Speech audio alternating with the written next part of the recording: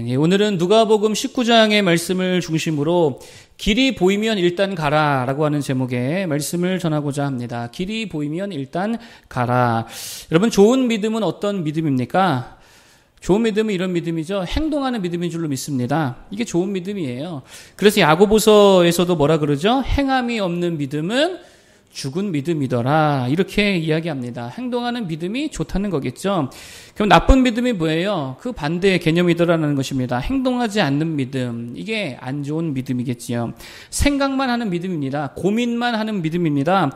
행동이 없는 믿음, 이게 최악의 믿음이고 죽은 믿음이더라라고 하는 것입니다. 여러분, 그래서 오늘은 이 행동하는 믿음에 관하여서 몇 가지를 좀 살피고자 합니다. 첫 번째는 제목 그대로입니다. 길이 보이면 일단 가라는 거예요. 일단 행동부터 해야 된다는 것입니다. 삭개오 이야기인데, 삭개오가 예수님을 만나고 싶어 했습니다. 보고 싶어 했습니다. 궁금했습니다. 그런데 상황과 환경이 막혀 있더라라고 하는 거예요. 그게 3절이죠. 한번 읽어볼까요? 3절. 한번 읽어보겠습니다. 시작. 그가 예수께서 어떠한 사람인가 하여 보고자 하되 키가 작고 사람이 많아 할 수 없어. 아멘. 키가 작고 사람이 많았다. 이게 무슨 말입니까? 첩첩산중이라는 뭐 그런 말 아니겠어요? 키가 작다는 건 내 문제가 있다는 거죠. 내게 힘이 없습니다. 내게 능력이 없습니다. 내게는 방법이 없습니다. 뭐 이런 거겠고, 게다가 사람이 많다는 거는 내 문제뿐만 아니고 밖의 문제, 환경의 문제, 상황의 문제까지도 겹쳤다라고 하는 거. 그러니까 최악 중에 최악이더라라고 하는 것이죠. 무슨 말입니까? 사방이 다 막힌 거예요. 길이 아무것도 없다는 거예요. 할 수 있는 게 아무것도 없더라라고 하는 것입니다. 그래서 3절 마지막에 뭐라 그래요? 키가 작고 사람이 많아 할 수 없다, 할 수 없었다라고 하는 거예요. 여러분, 살다 보면 그런 순간이 옵니다. 나에게는 힘이 없고, 그렇다고 환경이라도 좀 도와주는 환경이면 좋겠는데 그런 환경도 아니고 오히려 상황과 환경은 더 최악이고, 그럴 때 대부분의 우리가 내리는 결론이 뭐예요? 난 할 수 없어, 이렇게 결론 내리고 있다는 거예요. 그런데 이때 삭개오에게 한 길이 보이기 시작했다는 거예요. 꽉 막힌 것 같은데 길이 하나 보였다는 것입니다. 그게 뭡니까? 사람이 많은 곳을 우회하여 돌아가서 미리 주님 지나가실 길목에 있는 돌무화과 나무 위로 올라가는 거. 이 하나의 방법, 이 하나의 길이 보였다는 거예요. 여러분, 잘 보세요. 다소 어려울 수 있잖아요. 어쩌면 뭐 삭개오가 우리 하늘이 같이 그런 장애할 수도 있잖아요. 나무 올라가는 길이 쉽지 않겠다라는 것이죠. 다소 귀찮습니다. 그리고 빨리 달려가서 올라가야 하니까 힘이 들더라라고 하는 거예요. 귀찮더라라고 하는 것입니다. 게다가 주님이 그 앞을 지나가리라는 보장도 사실 있어요, 없어요? 없죠. 오다가 돌아갈 수도 있고요. 오다가 다른 집에 들릴 수도 있고 보장이 없습니다. 그런데 일단 그 길이 하나 보였을 때에 삭개오는 어떻게 했다는 거예요? 그 길로 갔다는 거예요. 그 가능성 하나 붙들었다는 것입니다. 이게 삭개오에 주저하지 않는 믿음의 행위더라라고 하는 것입니다. 그게 4절이잖아요. 한번 읽어보겠습니다. 4절. 자, 읽어보겠습니다. 시작. 앞으로 달려가서 보기 위하여 돌무화과 나무에 올라가니 이는 예수께서 그리로 지나가시게 되미러라. 아멘. 무슨 말입니까? 일단 보이는 그 길, 그 한 길로 그냥 갔다는 거예요. 어려워도 힘들어도 귀찮아도 불확실해 보여도 그 길 하나 바라보며 갔을 때에 주님의 은혜를 만나게 되더라라고 하는 것입니다. 여러분, 이렇게 생각해 보면은요, 종종 하나님께서 우리를 이끄시는 방식이 좀 그런 것 같아요. 되게 많은 길들을 보여주시면서 야, 그 중에 하나 골라봐라, 이렇게 하시는 게 아니라 한 길을 보여주실 때가 있더라라고 하는 것입니다. 다 막혔는데요, 그때 길 하나만 주시는 거예요. 그 뭐 하라는 거예요? 그 길로 따라오라는 거겠죠. 그 길로 가라는 거겠죠. 하나님께서 그런 방식으로 우리를 이끄실 때가 되게 많이 있다는 것입니다.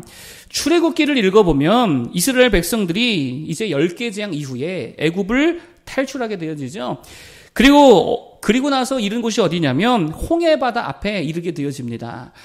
여러분, 그런데 뒤에 애굽 군대가 쫓아와요, 안 쫓아와요? 쫓아와요. 죽이려고 쫓아옵니다. 근데 앞에는 뭐가 있고요? 홍해바다가 있고 뒤에는 애국 군대가 쫓아오고 도망갈 데가 없다는 거예요. 진퇴양난이었다라고 하는 것입니다. 그렇다고 애국 군대와 싸우자니 군사력의 차이가 너무 엄청난 거예요. 무기의 차이가 엄청난 거예요. 이거 싸워서 될 문제가 아니라는 거예요.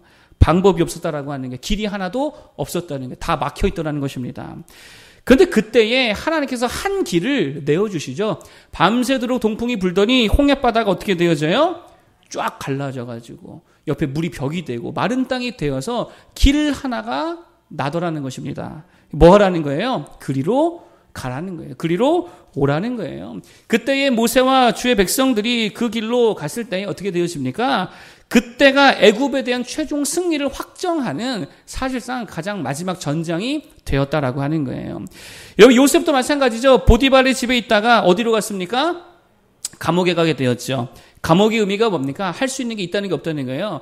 아무것도 없다는 게 다 막혀 있다는 것입니다. 그런데 거기서 유일하게 할 수 있는 거 딱 한 가지가 있었어요. 그게 뭐예요? 꿈의 몽해 주는 거. 누가 꿈 꿨다 그러면은 요셉이 꿈의 몽 주는 거였어요. 그러다 보니 길 하나가 열렸습니다. 그게 뭐예요? 술 맡은 관원장이 복직이 됐는데 복직되어서 바로 왕이 어느 날 꿈을 꾼 거죠. 그리고 꿈 해몽 해줄 사람이 어디 없느냐? 그때의 요셉이 생각나서 요셉을 찾아와서 바로 왕에게 가서 꿈 해몽 해달라고 길 하나가 딱 열렸다는 거예요. 그 길로 갔어요? 안 갔어요? 갔더니 하나님의 큰 은혜를 보게 되더라라고 하는 것입니다. 복음도 그렇게 우리가 좀 적용할 수 있겠죠. 우리가 죄로 죽었잖아요. 망했잖아요. 하나님과 단절되었잖아요. 우리에게는 방법이 없습니다. 다 막혀 있다는 거예요. 망했습니다. 아무것도 할 수 있는 게 없습니다. 그런데 그때에 하나님께서 유일한 길 하나를 우리에게 제시해 주셨어요. 그게 뭐예요? 십자가죠. 예수님이죠. 믿음의 길이죠. 뭐 하라는 거예요? 그 길로 와서 구원 받으라는 거예요. 그러면 그 길로 달려가야 될 줄로 믿습니다. 삭개오가 달려갔다 그러잖아요. 올라갔다 그러잖아요. 올라갈 수 있는 우리 모두가 되기를 축복합니다. 그러므로 중요한 게 뭐냐? 기도 중에 길이 보인다. 그럼 일단 어떻게 해야 되는 거예요?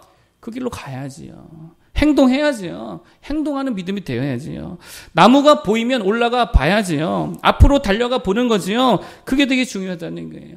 기도도 마찬가지죠. 기도도 하나의 행동이라고 본다면 모든 게 막혔을 때, 할 게 없을 때에 뭐는 할 수 있어요?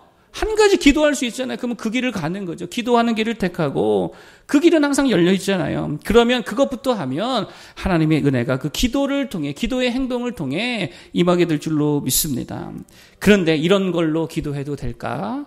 이러면서 기도 안 하고 그럼 안 된다는 거죠. 목회자들도 그렇게 모임하다 보면은 목사님도 그렇게 궁금한가 봐요. 이런 걸로도 기도해도 될까요, 목사님? 이렇게 물어봐요, 서로. 그럼 저는 항상 목사님들에게 이렇게 얘기해 줍니다. 좀 친하고 또 연배가 비슷하기 때문에 좀 편하게 얘기하니까 저는 그래요. 기도 안 하는 것보다 그거라도 기도하는 게 나을 것 같습니다. 목사님 기도해 보세요. 하나님 응답해 주시면 감사한 거고 응답이 없으면 그게 하나님의 뜻이라고 생각하고 또 따라가면 되지요. 기도하십시오. 저는 이렇게 권면해 드립니다. 기도하는 행동을 하는 모두가 되기를 바라겠습니다.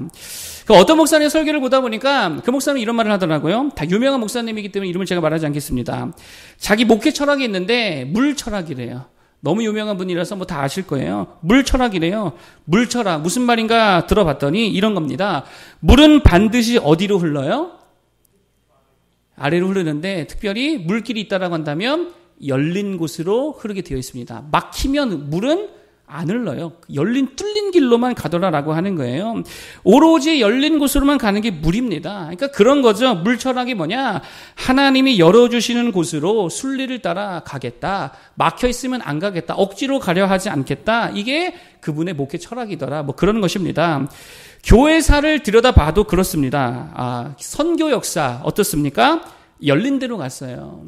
예루살렘에 핍박이 오니까 아이고 핍박 왔구나. 그리고 어디로 가요? 사마리아로 갔죠. 사마리아 핍박이 오니까 어디로 가요? 로마로 가죠. 전 유럽으로 흩어지죠. 그리고 영국으로 가죠. 거기에 핍박이 오니까 네덜란드로 가죠. 또 미국으로 건너가죠. 그러다 보니까 하나님의 선교가 어찌저찌 열린 길 따라가다 보니까 전 세계에 임하게 되더라라고 하는 거예요. 어떻게 갔다고요? 열린 곳으로 갔다는 거예요. 기독교 교리가 어떻게 정립이 되었어요? 이단들이 막 일어났잖아요. 막 일어나서 아리우스주의자들 막 삼위일체 부정하고 뭐 성경을 부정하고 이런 사람들이 막 일어나서 교회를 공격했습니다. 이때까지 교리가 정립된 게 없었거든요. 근데 그렇게 막 그냥 공격을 해오니까 길이 하나밖에 없잖아요. 뭐 해야 됩니까? 기독교 교리를 정립해야 되겠다. 정통 교리를 정립해야겠다. 이거 필요하다. 그 한 길 간 거예요. 그래서 정통 교리가 정립되어지고 신조들이 생겨나게 되어지고 지금의 기독교가 이렇게 세워질 수 있었다라고 하는 것입니다. 그러므로 이걸 좀 다르게 표현하면 이런 거예요. 하나님이 이끄시는 대로 따라가는 거예요. 이렇게 살라는 거예요. 내가 다 컨트롤하는 게 아니고 안 될 것 같은 거 억지로 하다가 망하는 게 아니라 하나님께서 보여주시는 대로, 하나님께서 이끄시는 대로, 하나님께서 열어주시는 대로, 주님 말씀하시는 대로 그렇게 행동하며 따라갈 때에 거기 가서 열매 맺고 거기서 큰 영광을 보게 될 줄로 믿습니다. 하나님의 인도하심 따라 살아가는, 그 인도하심 따라 행동하는 우리 모두 되기를 축복합니다. 두 번째는 이런 겁니다. 두려움이 아니라 은혜에 이끌려 행동해야 된다는 거예요. 두려움이 결정하게 하면 안 됩니다. 하나님의 은혜가 결정하게 될 줄로 믿습니다. 19장의 두 번째 이야기인데 열무나 뭐 이런 이야기가 나오죠. 여기서 말하려는 핵심이 뭐냐? 행동의 동기가 되게 중요하다는 거예요. 여러분, 행동의 동기가 있잖아요. 무엇 때문에 행동하고 있느냐? 행동의 동기가 중요하다는 것입니다. 10문화 남긴 사람과 5문화 남긴 사람의 동기가 뭐였느냐? 이게 잘 묵상해 보면 그런 것 같아요. 주인은 은혜롭다라고 하는 거 붙들고 갔다는 거예요. 주인은 어떻다고요? 은혜로운 분이시다. 이거 붙들었다는 거예요. 은혜롭다는 게 뭐라 그랬어요, 아까? 하나님 은혜롭다. 이게 무슨 말이라 그랬어요? 잘 주시는 분이다 이겠죠. 이거라 그랬죠. 그러니까 주인이 은혜롭다는, 주인은 잘 주시는 분이다. 이거 붙들고 나아갔다는 거예요. 우리 주인은 은혜가 많아. 우리 주인은 되게 잘 주시는 분이야. 그러니 내가 이래서 많이 남기면 나에게 또 많이 주실 거야. 이거 붙들고 갔다는 거예요. 이런 마인드로 가니까 일이 재밌지요. 열매 맺을수록 좋지요. 여러분 잘 보세요. 원래 주인은 종들에게 정해진 목 외에 줄 의무가 있습니까? 없습니까? 없습니다. 그거 이외에 줄 의미가 없어요. 만약에 준다면 다 뭘로 주는 거예요? 다 은혜로 주는 거잖아요. 안 줘도 되는 걸 은혜로 주는 것입니다. 그게 주종관계지요. 그런데 이들은 그 주인의 은혜로운 성품을 붙들었다는 거예요. 우리 주인은 안 그럴 거야. 많이 주실 거야. 그러니 열심히 일하게 되더라는 거예요. 그런데 마지막 그 종은 어땠습니까? 그의 행동의 동기가 뭐였어요? 주인은 악하다는 거였어요. 주인은 악하다, 무섭다는 거예요. 착취하는 분이라는 거예요. 그래서 이렇게 말합니다. 20절, 21절. 자, 한번 읽어볼까요? 20절, 21절. 한번 같이 읽어보겠습니다. 시작. 또 한 사람이 와서 이르되 주인이여 보소서 당신의 한 문화가 여기 있나이다. 내가 수건으로 쌓아 두었음나이다. 이는 당신이 엄한 사람인 것을 내가 무서워함이라. 당신은 두지 않은 것을 취하고 심지 않은 것을 거두나이다. 아멘. 주인에 대해 어떻게 알았다는 거예요? 주인은 빼앗는 사람이고 착취하는 사람이고 그저 다 그냥 가져가서 하나도 주지 않는 되게 무서운 사람이다라고 생각하니까 일할 맛이 나요, 안 나요? 일할 맛이 안 나죠. 그러니까 가지고 있던 거 그냥 줬다는 거예요. 무슨 말입니까? 은혜가 이끄는 인생이 아니라 두려움이 이끄는 인생이었다는 거예요. 의심이 이끌고 낙심이 이끌고 불평과 원망과 패배의식, 상실감, 좌절감, 열등감, 그게 이끌고 있는 인생이라는 거예요. 그러니 잘 보세요. 아무것도 못하고 있다라는 거예요. 왜요? 해봐야 그거 뺏길 것 같으니까. 해봐야 있는 것까지 다 잃어버릴 것 같으니까 아무것도 못하는 거예요. 그거 하나만 그냥 가지고 있다가 돌려주는 거 이상의 행동을 못하더라는 거예요. 여러분 지난주에 살펴봤잖아요. 야곱의 믿음이 뭡니까? 하나님의 은혜를 붙들었어요. 상식을 붙들지 아니하고 상식을 뛰어넘는 믿음으로 하나님의 은혜를 붙들었습니다. 양 중에 검은 게 나와요? 안 나오잖아요. 양 중에 얼룩얼룩한 게 나올 확률이 얼마나 되겠습니까? 얼마 안 된다는 거예요. 그런데 야곱은 믿음으로 그것을 내 삭스로 정했다는 거예요. 무슨 말입니까? 하나님이 은혜 주시면 검은 양도 나오고 얼룩얼룩한 양도 얼마든지 나올 수 있다는 거예요. 하나님의 은혜를 붙들고 나아갔다는 거예요. 그랬더니 정말 새끼를 낳는 종족 뭐가 나옵니까? 얼룩얼룩한 양들이 나오더라라고 하는 것입니다. 그래서 엄청난 부자가 되었다는 거예요. 하나님이 어떤 분이십니까? 은혜로우신 분인 줄로 믿습니다. 은혜가 풍성한 분인 줄로 믿습니다. 많이 주시는, 정말 잘 주시는 분인 줄로 믿습니다. 웨스트민스터 신앙고백, 제가 이런 얘기 잘 안 하긴 하지만 여기에 하나님을 이렇게 표현해요. 그는, 하나님이죠. 그는 가장 사랑이 많으시고 가장 은혜로우시고 긍휼이 많으시고 오래 참으시고 인자와 진실이 많으시고 죄악과 죄가와 죄를 용서하시고 자기를 부지런히 찾는 자들에게는 상을 주시는 이시다. 무슨 말이에요? 은혜가 많다는 게, 풍성하다는 게, 엄청 잘 주시는 분이라는 거예요. 그럼 이거 붙들어야 될 거 아니에요. 얼마나 잘 주시는 분이냐. 신명기 이런 말씀만 기복주의라고 하시는 분들 모르겠어요. 하여튼 말씀 읽어서 읽어드릴게요. 신명기 이런 말씀 있잖아요.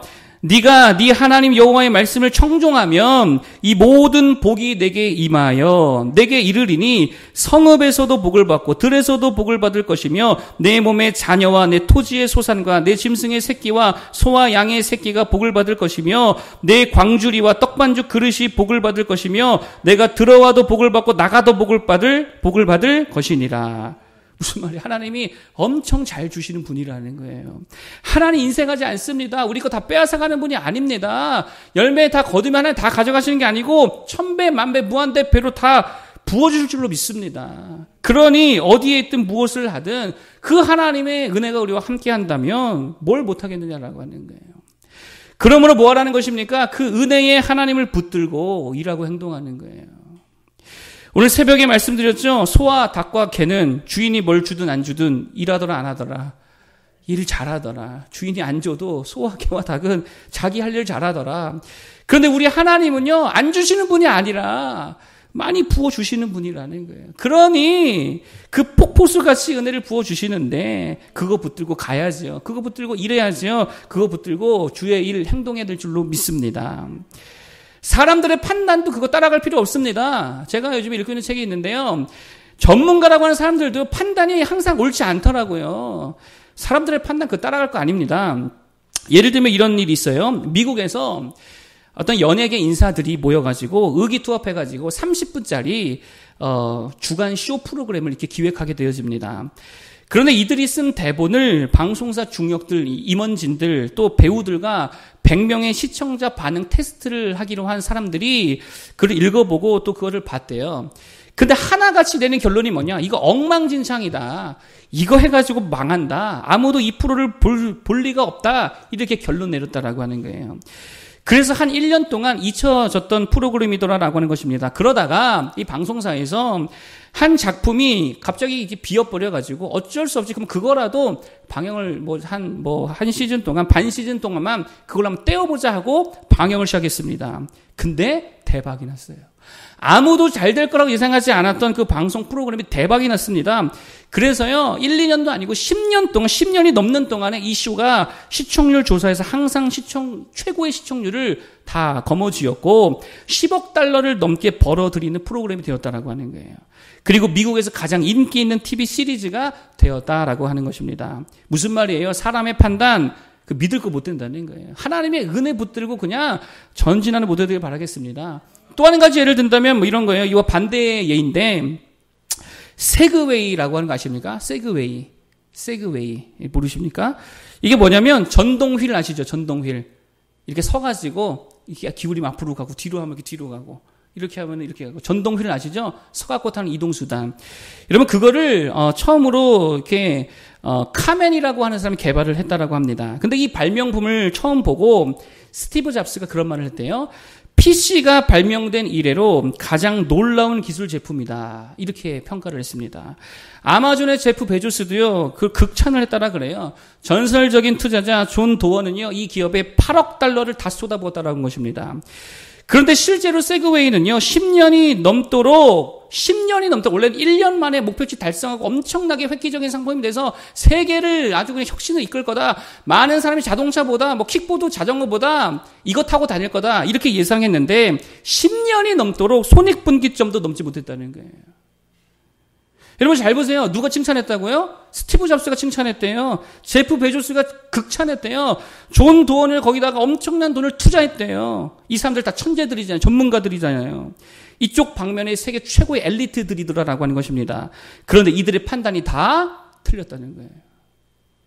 여러분 그러므로 사람의 판단, 사람의 해석, 사람의 조언 그거 붙들고 일하고 선택하고 결정하고 행동하는 거 아니라는 거예요. 물론 참고는 하겠지만 진짜 붙들어야 될 거는 뭐예요? 하나님이 나와 함께 하시면 된다는 거예요.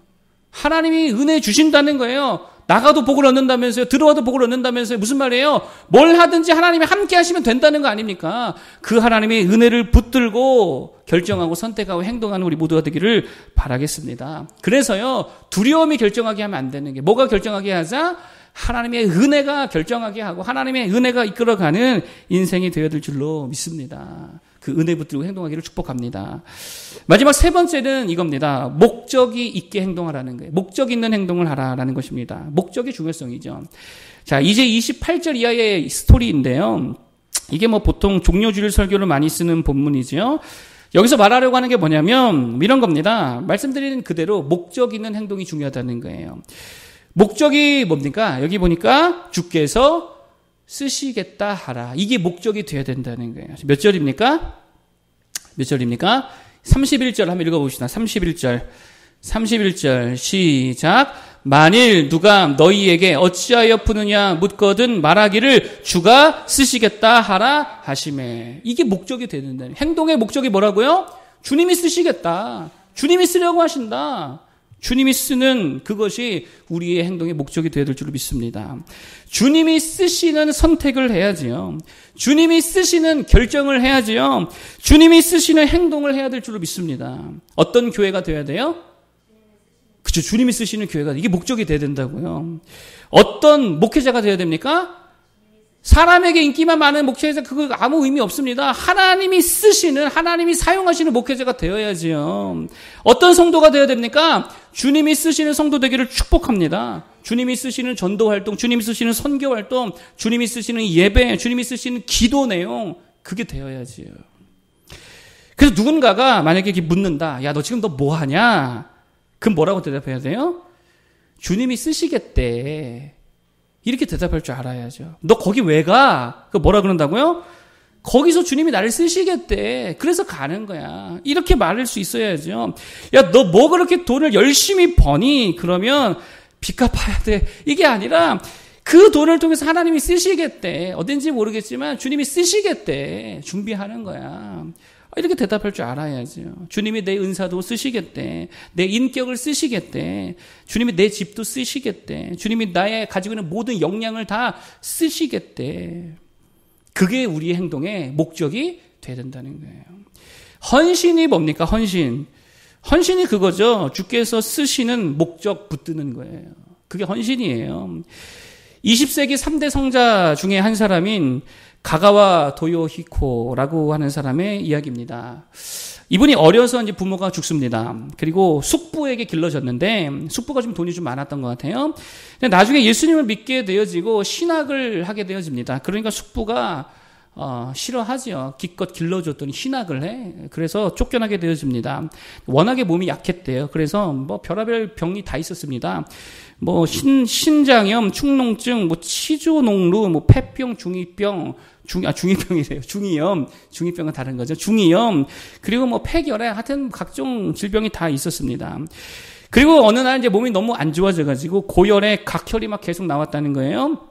수술도 하고 아무튼 다 죽는다 그랬다라고 하는 거예요. 그래서 그분이 이렇게 생각했대요. 이왕 이렇게 살다 죽을 거, 병 걸려서 얼마 못 살 거 그냥 얼마를 살던지 간에 내가 저 빈민촌에 들어가가지고 죽을 때까지 저들을 위해 헌신하며 살아야겠다. 그리고 아픈 몸을 이끌고 빈민촌에 들어가게 되어집니다.